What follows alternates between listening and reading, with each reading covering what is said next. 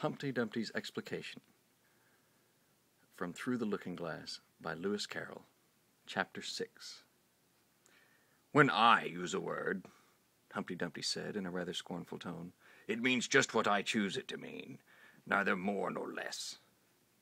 "The question is," said Alice, "whether you can make words mean so many different things." "The question is," said Humpty Dumpty, "which is to be master, that's all." Alice was too much puzzled to say anything. So after a minute, Humpty Dumpty began again. "They've a temper, some of them, particularly verbs. They're the proudest. Adjectives you can do anything with, but not verbs.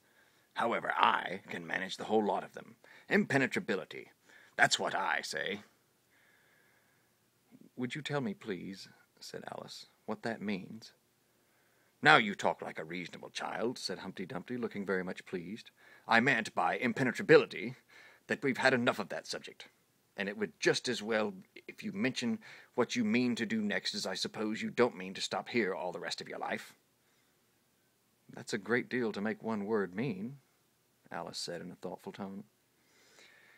"When I make a word do a lot of work like that," said Humpty Dumpty, "I always pay it extra." "Oh," said Alice.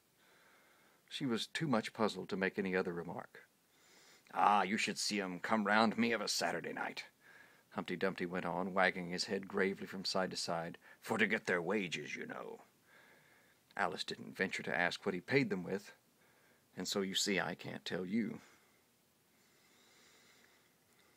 "You seem very clever at explaining words, sir," said Alice. "Would you kindly tell me the meaning of the poem called Jabberwocky?" "Let's hear it," said Humpty Dumpty. "I can explain all the poems that ever were invented, and a good many that haven't been invented just yet." This sounded very hopeful, so Alice repeated the first verse. "'Twas brillig, and the slithy toves did gyre and gimble in the wabe.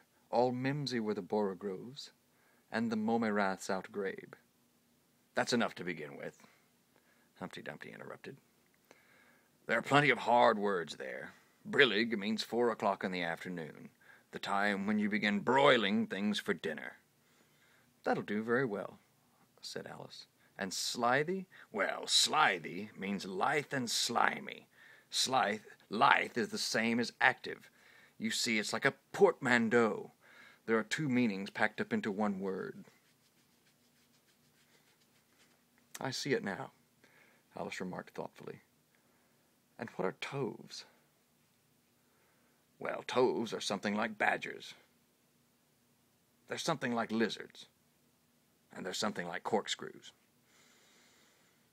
"They must be very curious-looking creatures." "They are that," said Humpty Dumpty. "Also they make their nest under sundials. Also they live on cheese." "And what's to gyre and to gimble?"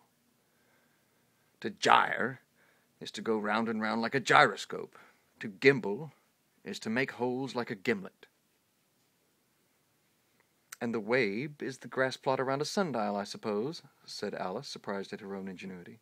"Of course it is. It's called wabe, you know, because it goes a long way before it and a long way behind it."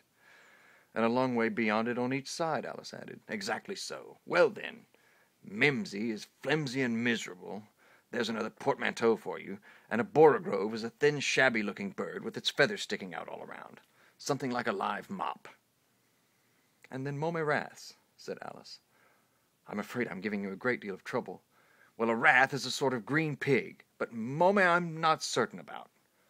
I think it's short for from home, meaning that they've lost their way, you know." "And what does outgrabe mean?" "Well, outgribing is something between bellowing and whistling, with a kind of sneeze in the middle. However, you'll hear it done, maybe in the wood yonder, and when once you've heard it, you'll be quite content. Who's been repeating all that hard stuff to you?" "I read it in a book," said Alice.